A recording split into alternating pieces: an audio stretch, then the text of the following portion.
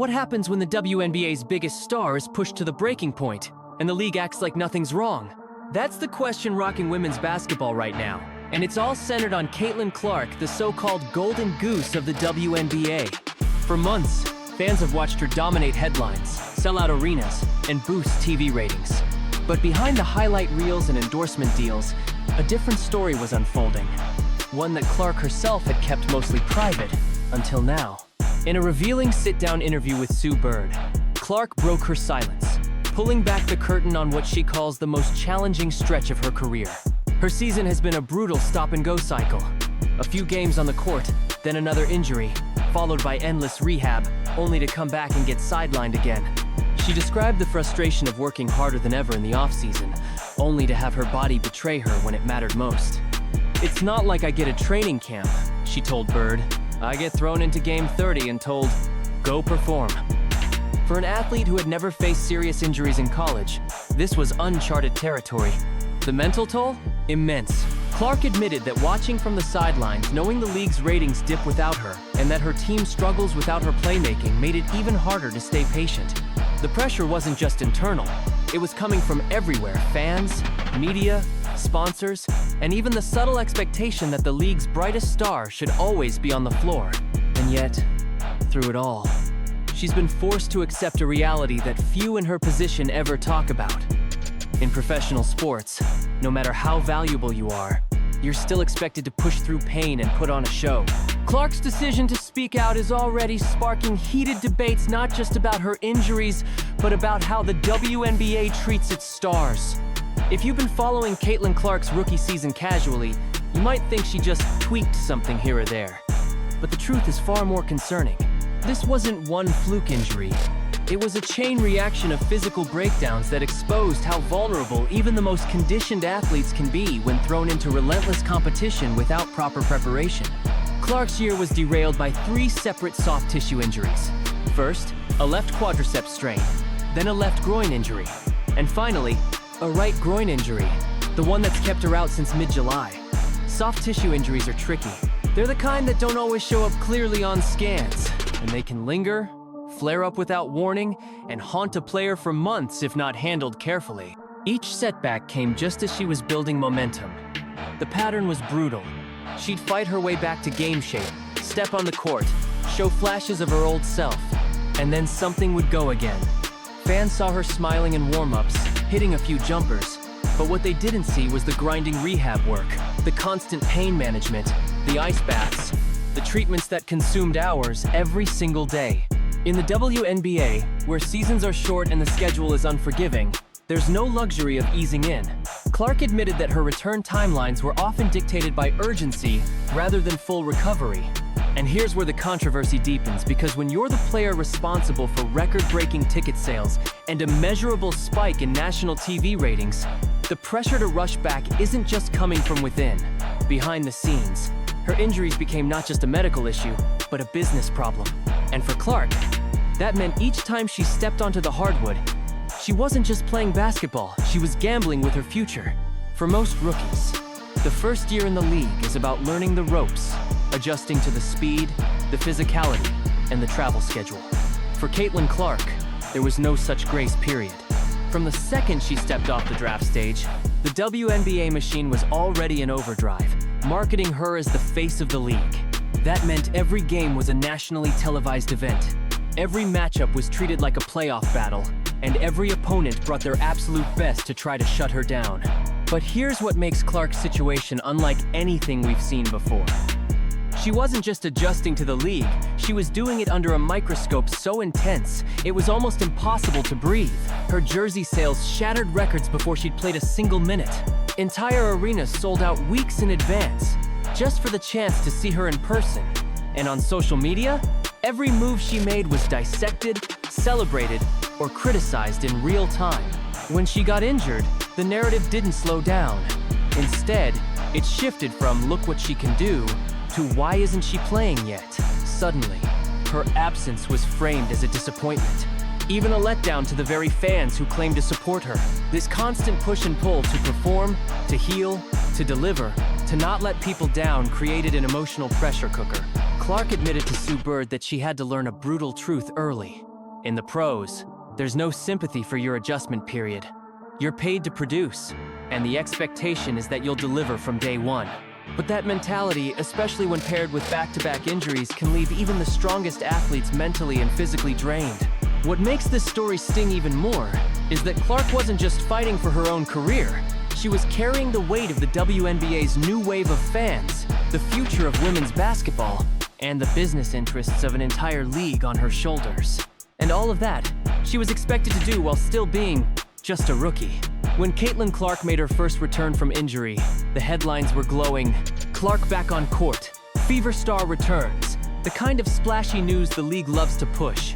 But if you looked closer, it wasn't a triumphant Hollywood comeback. It was a calculated risk, and one that would soon expose deeper flaws in the WNBA's approach to player recovery. Clark herself admitted that she wasn't at 100%. The explosiveness wasn't there. Her first step was slower, and she was visibly favoring one side of her body in certain movements. But the demand to be back on the floor from fans, sponsors, broadcasters, and the league was overwhelming. Indiana was struggling. Ticket sales for upcoming road games were tied to her name, and TV networks had already advertised her return.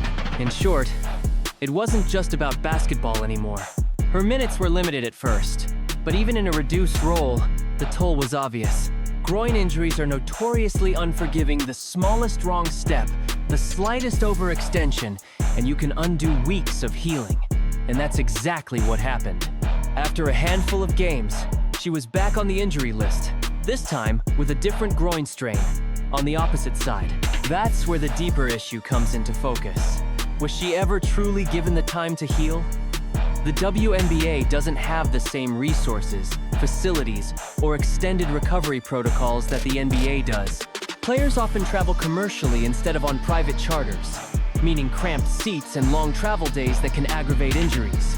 Medical staffs are smaller, the schedule is tight, and rookies, especially rookies like Clark who drive revenue, often find themselves caught in the tug-of-war between health and hype. The cycle repeated again. Rehab, hopeful return, early exit. For fans, it was frustrating. For Clark, it was a mental and physical grind. And for those paying attention, it was a clear signal that the league's system for managing elite player health in high-pressure circumstances might not be equipped for its own rising stars. Caitlin Clark's injury saga didn't just sideline a single player, it sent shockwaves through the entire WNBA ecosystem. This wasn't just any rookie. She was the centerpiece of the league's most ambitious marketing push in years. From ticket sales to TV ratings, sponsorship deals to social media engagement, the league's momentum was tied directly to Clark's ability to be on the court. And when she wasn't, the ripple effects were impossible to ignore. Let's start with the business side. Several arenas that had sold out weeks in advance for Indiana Fever games suddenly saw ticket resale prices plummet when news broke that Clark wouldn't be playing. Nationally televised matchups lost some of their buzz, with broadcasters forced to shift storylines away from the rookie phenom narrative. Even merchandise sales slowed temporarily, a reminder that in sports, absence can quickly cool the hype. Then there's the competitive aspect. The Indiana Fever had built much of their offensive identity around Clark's playmaking and deep-range shooting. Without her, the team's spacing collapsed, defenses packed the paint, and the offense stalled.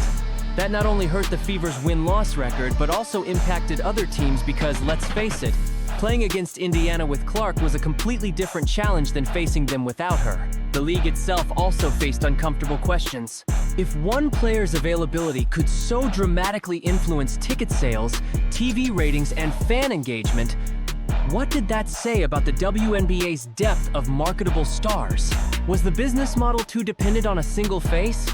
And if so, was the league doing enough to protect that asset not just for her sake, but for the sake of the sport's long-term growth? Clark's absence also amplified the conversation about player health and sustainability. Fans started asking hard questions about travel conditions, recovery protocols, and whether the WNBA's shorter season truly meant less wear and tear, or if the condensed schedule actually made injuries more likely. In other words, her situation became less about one player hurt and more about what the league will do to ensure its stars can survive the grind. The ripple effect was undeniable. Clark's injuries didn't just stall her momentum, they exposed how fragile the league's current growth strategy really is. What the public saw was simple. Caitlin Clark gets hurt, takes time off, and then comes back.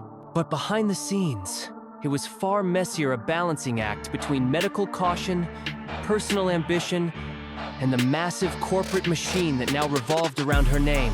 Clark's camp, her trainers, close advisors, and even her family reportedly pushed for a conservative approach. They knew the risk. Groin injuries can linger for months if not fully healed, and rushing back could mean re-injury or even long-term damage. But at the same time, Clark is a competitor to her core. Sitting out while her team fought on without her was eating her alive. Every athlete knows the fear. If I'm out too long, will the momentum fade? Will the team move on without me? Will the fans? On the other side were the pressures from the business end. The Fever's marketing campaigns were built around her face. Broadcast partners had planned marquee matchups featuring her name. Major sponsors had invested in her presence, both on the court and in media appearances. Every extra game she missed wasn't just a basketball decision, it was a financial one. And here's where the tension gets real. The WNBA doesn't have the same safety net the NBA does when it comes to losing a star. The NBA can survive months without a headliner because the star power is spread across multiple teams and household names. In the WNBA, Clark's absence meant a measurable drop in audience engagement. Whether spoken or not, that reality adds immense pressure to get a player back sooner than their body might prefer. There were also whispers about how much say Clark actually had in the process. Was she truly making her own call? Or was she navigating a web of league expectations, sponsorship obligations, and subtle team nudges? No one's putting that in writing, of course. But the unspoken truth in professional sports is that timelines for returns are often influenced by more than just a medical report. In the end, Clark came back earlier than some experts advised, and as we now know, the injury troubles didn't end there. It's a sobering reminder of the push and pull athletes face. Your body tells you one thing, the business tells you another, and somewhere in between, you have to make a choice that will define not just your season, but possibly your career. Caitlin Clark didn't just enter the WNBA. She was thrown into one of the most relentless rookie seasons the league has ever seen. This wasn't your average welcome to the pros adjustment period. From the very moment she was drafted, Clark's calendar was jam-packed training camps, preseason media tours, endorsement obligations, and the WNBA's grueling travel schedule. It wasn't just basketball. It was a non-stop, coast-to-coast media and performance circuit that would test even the most seasoned pro. The reality is that most rookies in the WNBA are already playing on fumes by the time they hit their first game. Why? Because they're coming straight out of an intense college season in Clark's case, one that included deep NCAA tournament runs, national spotlight games, and record-breaking performances that demanded peak physical and mental output. Most athletes get a break after a campaign like that. Clark? She had maybe a handful of weeks before diving headfirst into the pro grind. Now, layer in the WNBA's unique challenge. Unlike the NBA, the league's travel often involves commercial flights, tight layovers, and less recovery time between games. There's no private jet waiting on the tarmac.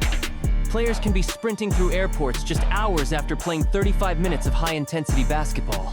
And for a rookie whose body is still adjusting to the heightened speed and physicality of the pro game, that's a recipe for overuse injuries.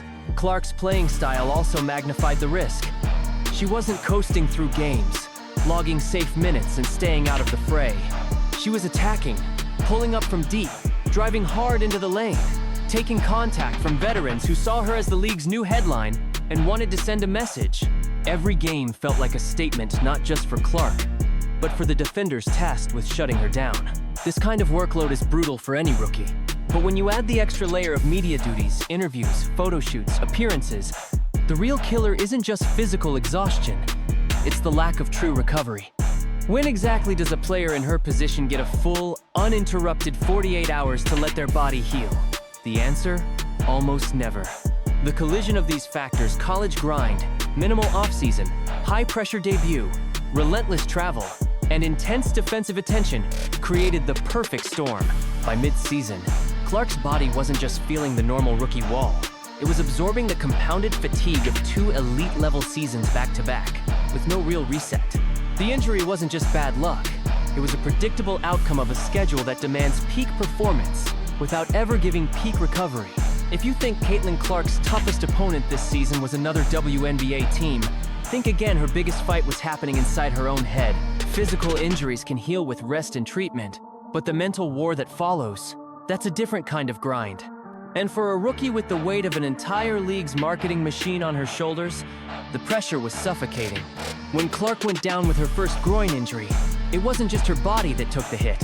Almost overnight, the narrative around her shifted. Instead of unstoppable rookie sensation, the talk became, can she stay healthy? In a sports culture obsessed with availability, that's one of the most dangerous labels an athlete can get slapped with, especially early in their career. She wasn't just dealing with physical pain. She was battling the creeping doubts that come with forced inactivity. Athletes at her level are wired to do.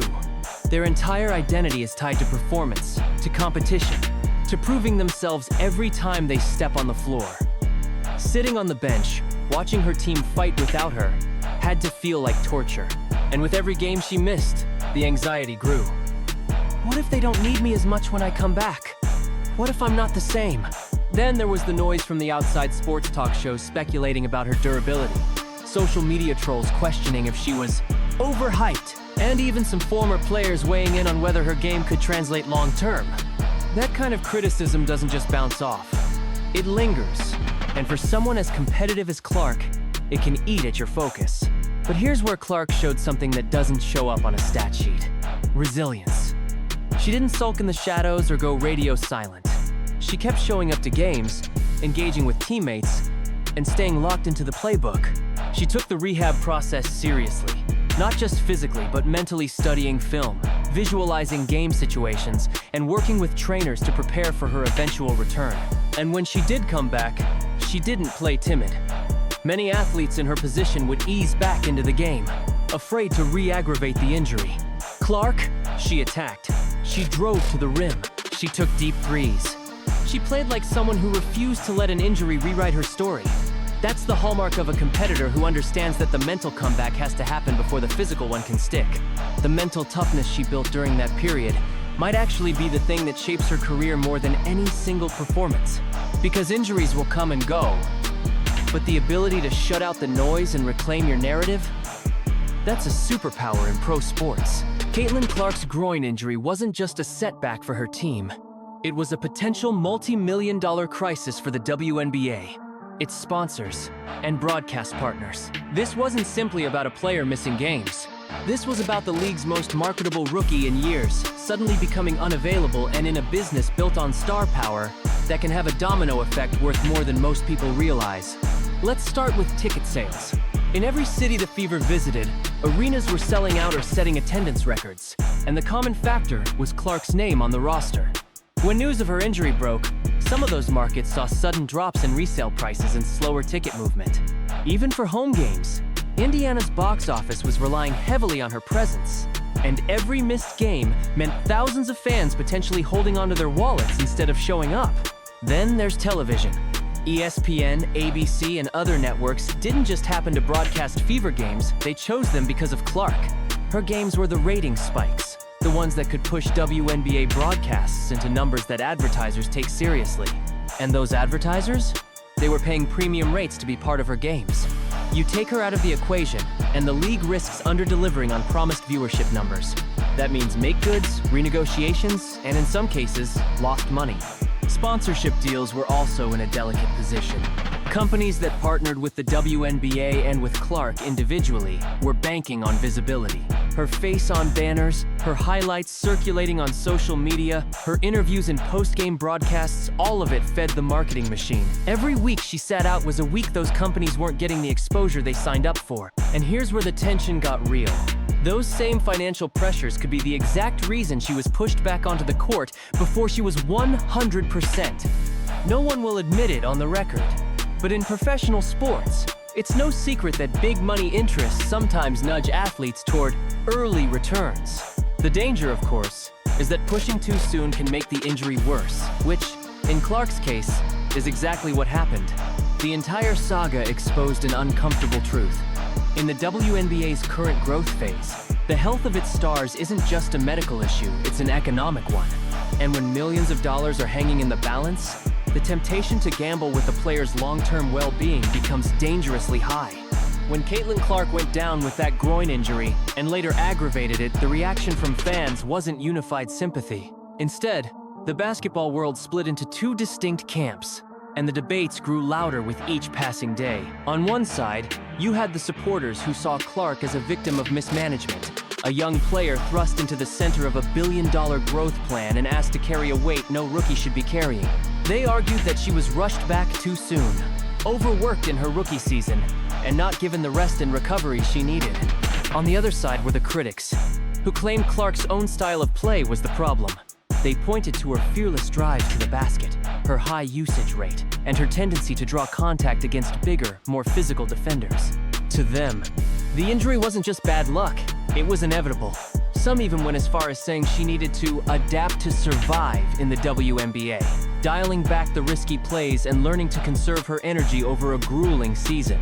Social media turned into a battleground. Clips of her taking hard fouls went viral, sparking arguments about whether the league was doing enough to protect its stars. At the same time, old highlights of her in college blowing past defenders and drilling logo threes were recirculated as proof she needed to go back to being fearless once healthy.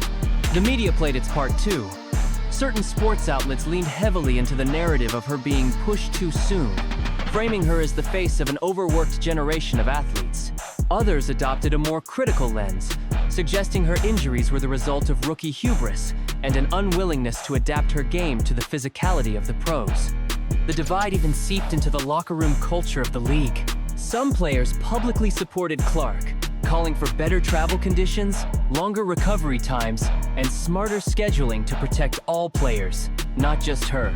Others were quieter, perhaps wary of how much attention and resources were already being centered on one rookie, while veteran stars have been grinding for years without the same spotlight. The end result? Clark's injury became more than a physical setback. It became a cultural flashpoint, exposing the rift between fans who see her as the future of the league and those who believe she needs to prove she can adapt before earning that title. Caitlin Clark's injury didn't just sideline a player, it cracked open one of the WNBA's most sensitive and unspoken tensions. The divide between the league's long-standing veterans and its incoming wave of media-powered rookies. For decades, players like Diana Taurasi, Sue Bird, and Sylvia Fowles carried the league through periods of low visibility, limited sponsorship, and modest paychecks. They built the WNBA's credibility the hard way, grinding through grueling travel schedules, marketing themselves without massive corporate backing, and often playing overseas in the off-season just to make a living. Now, in the space of a single season, Clark has walked into the league with something no rookie before her has had: an enormous global spotlight from day one. She's landed multi-million-dollar endorsement deals, been featured in primetime broadcasts, and turned Indiana Fever games into sold-out events, all before proving herself over multiple seasons. For some veterans, this is exciting. They see her as the long-awaited key to unlocking mainstream recognition for the entire league, and they're willing to embrace the shift. But for others, it's more complicated. When Clark's injury dominated headlines, critics whispered, "If this was a veteran star instead of a rookie, would the media coverage be this intense?" The injury also intensified discussions about league resources. When Clark returned, the Fever's medical and PR teams were laser-focused on her recovery and image. This sparked quiet frustration in some corners, a feeling that other players battling through injuries weren't getting the same public advocacy or institutional care. Adding fuel to the fire, older players have often spoken about the league's physicality, and some subtly suggested that Clark still needed to earn her stripes by adapting to the contact-heavy style of play. Others warned that the league's business model might be placing too much emphasis on a single star, making the WNBA vulnerable if that player went down. The tension came to a head when Clark's return was framed in national sports media as a league-saving moment. For veterans who had been holding the WNBA together for years, the implications stung. It wasn't outright hostility, but it was clear that the old guard and the new wave were still learning how to share the spotlight without undermining each other. Clark's injury, recovery, and the attention surrounding it became a mirror, reflecting both the incredible opportunities this new era holds and the deep cultural shifts the WNBA is still wrestling to navigate. When Caitlin Clark went down, the WNBA didn't just lose a star on the court, it lost a walking, talking, fast-breaking economy. The numbers tell a story that should keep league executives up at night. Let's start with ticket sales. Before the injury, Indiana Fever games were among the hottest in sports, with some resale prices rivaling NBA playoff seats. The moment Clark's injury news broke, resale value for upcoming games in certain markets dropped by as much as 40%. For a league still fighting for mainstream sports relevance, that kind of financial swing is no small matter. Television networks also felt the sting. Primetime matchups that were heavily promoted as Clark versus rival star suddenly lost their main draw. Ratings projections dipped, and sponsors who had been pouring millions into commercial spots around Clark-heavy broadcasts quietly shifted their marketing budgets elsewhere until her return was confirmed. And then there's merchandise. Clark's jerseys had been breaking sales records, moving units faster than most WNBA team shops could restock them. Once she was out, the buzz cooled. Not completely, her brand power was strong enough to keep sales going, but the immediate hype slowed, and other players' merch didn't see a proportional bump. That revealed a bigger problem. The league's marketing pipeline wasn't diversified enough to keep casual fans spending without Clark as the hook. The fallout even rippled into sponsorship negotiations. Brands that had been in talks for mid-season partnership deals with the Fever reportedly asked for wait-and-see clauses, tying investment to Clark's playing status. It wasn't that they didn't care about the team, but in cold business terms, their ROI was directly linked to her being on the court and on camera. This moment forced the WNBA to confront a hard truth. When your growth strategy is built around one player, your financial stability becomes dangerously dependent on her health. It's the same trap the NBA faced in the 80s when Magic Johnson and Larry Bird carried the league's media presence. The difference? The NBA had the infrastructure and market depth to weather it. The WNBA isn't there yet. Clark's injury didn't just cause a temporary dip in revenue, it exposed the fragility of the league's entire business model. And unless more stars are built to share the spotlight, the next injury to a marquee player could be even more costly. Caitlin Clark's injury wasn't just another entry on the league's injury report, it became a flashpoint that forced the WNBA to confront long-ignored questions about player welfare. In the days and weeks following her sidelining, a clear narrative emerged. The league's infrastructure, travel conditions, and recovery protocols might be actively working against the longevity of its stars. The debate started with the travel issue. WNBA teams still fly commercial for most regular season games, a stark contrast to the NBA's private charter travel. That means players are squeezing into cramped seats, navigating delayed flights, and racking up hours in transit that could otherwise be spent in recovery. For someone like Clark, whose schedule already involved high-intensity minutes, media appearances, and promotional events, that lack of optimized travel compounded the physical toll. Then there's the medical side. Many in the sports medicine community pointed out that while the WNBA has skilled athletic trainers, the overall resources available to players pale in comparison to those in larger leagues. Cutting-edge recovery technologies, individualized nutrition programs, and even certain rehab specialists aren't as widely accessible in the W.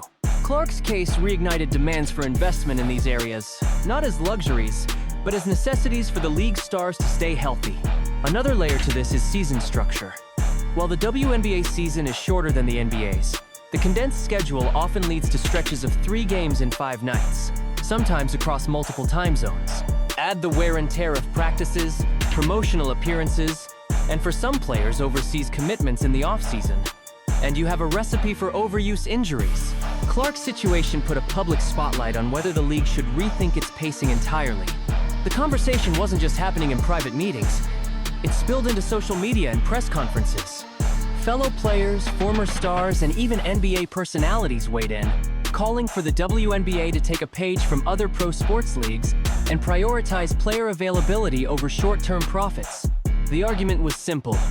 If you protect your stars, you protect your product. In Clark's case, the injury became symbolic less about one athlete's setback and more about a system that risks breaking its brightest lights before they can truly shine. Whether this moment will be the catalyst for meaningful reform remains to be seen. But one thing is certain. The WNBA can no longer afford to treat player health as an afterthought. When Caitlin Clark limped off the court, she wasn't just leaving a game, she was stepping into one of the most defining chapters of her young career. For a player so heavily marketed as invincible, the injury stripped away the superhuman aura that had been carefully built around her. And yet paradoxically, that vulnerability didn't diminish her brand. It humanized it. Before the setback, Clark was seen as a relentless scoring machine, a highlight reel waiting to happen. Her reputation was built on dominance, swagger, and the kind of unshakable confidence that makes opponents brace themselves. But the injury pulled back the curtain, revealing an athlete fighting battles most fans never see the pain of rehab, The frustration of missed games, the mental grind of starting over. Fans witnessed her in sweats on the sidelines, cheering for teammates, taking on an almost coaching role when she couldn't play. They saw her in interviews, speaking candidly about her recovery, her impatience to return, and her understanding that she had to be smart with her body. This wasn't the scripted media polish we often see from pro athletes. It was raw and relatable, and that relatability matters. In sports, injuries often forge deeper emotional bonds between players and fans. People connect with struggle. They see themselves in it. Clark's willingness to be open about her limitations, her setbacks, and even her moments of doubt made her story bigger than basketball. She wasn't just an on-court spectacle anymore. She became a symbol of resilience. The injury also shifted how the media framed her narrative. Instead of constant "next record broken" headlines, we saw more human interest angles. How Clark is supporting her team from the bench, inside Clark's road to recovery, and what Caitlyn's comeback means for women's sports. The spotlight remained, but the tone changed. She was no longer just a star player. She was a fighter, a leader, and someone learning to balance ambition with preservation. This reframing may ultimately work in her favor long-term. Because when she returns, and she will, the story won't just be about her shooting percentages or point totals.